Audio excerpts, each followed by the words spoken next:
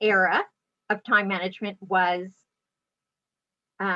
brought in by Stephen Covey. Raise your hand if you've heard of Stephen Covey. Okay, so his was all about prioritizing. And so his was kind of, let's prioritize it. You know, is it important or is it urgent? And, you know, he talked a lot about that. Okay, I'm just going to.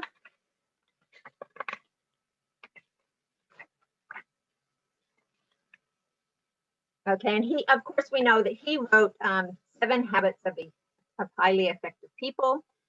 And so we still refer to prioritizing as a cure-all for most of our time management problems, but it does nothing to help us to get the other items on our to-do list completed if it does not create more time.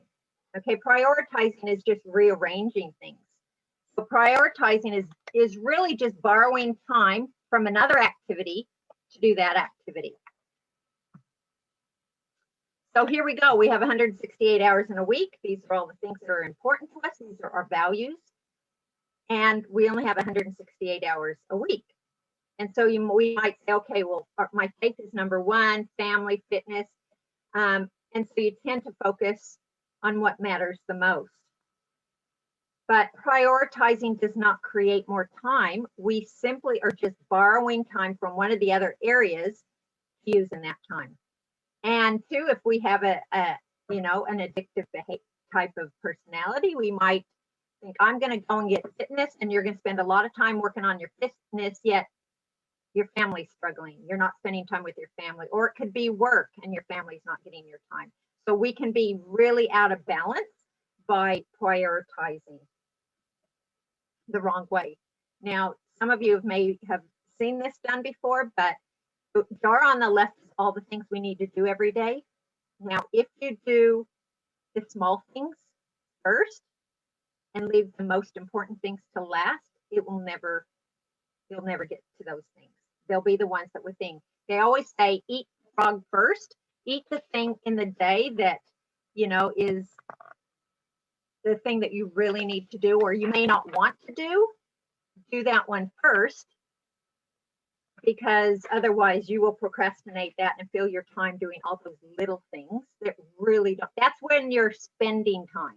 On the sand is kind of your spending time on things.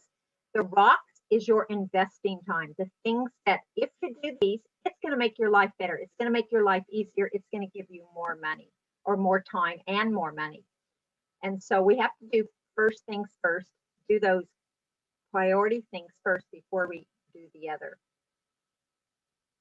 Okay, so era 2. Who remembers what era 1's icon was?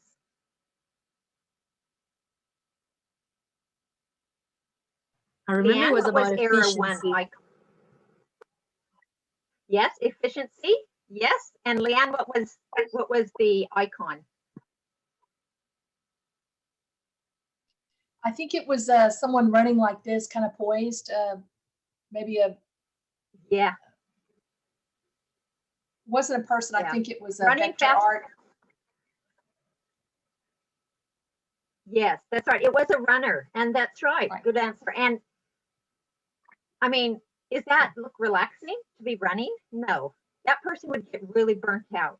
And so that's why I'm saying, that's why I took out my busy badge runner, because 1, I control what I use my time with. I don't, of course, there's outside influences, but when it comes to it, I can say yes, or I can say a big no to people, because it's my 24 hours today. You have yours. Don't be imposing your things onto me. And so we need to be careful not to be a runner, because we're doing our things plus everybody else's. So era 2 is you're a juggler. So this is, you know, the Steve Covey, where you're just basically prioritizing, and you're just kind of moving around and prioritizing where you're going to use that money. And so really an analogy is how would you feel to know that really all this era taught us was we were a bunch of juggling hamsters running on a treadmill and running, and eventually we were going to crash. Okay, we're not going to get to where we want to get by just moving our time around.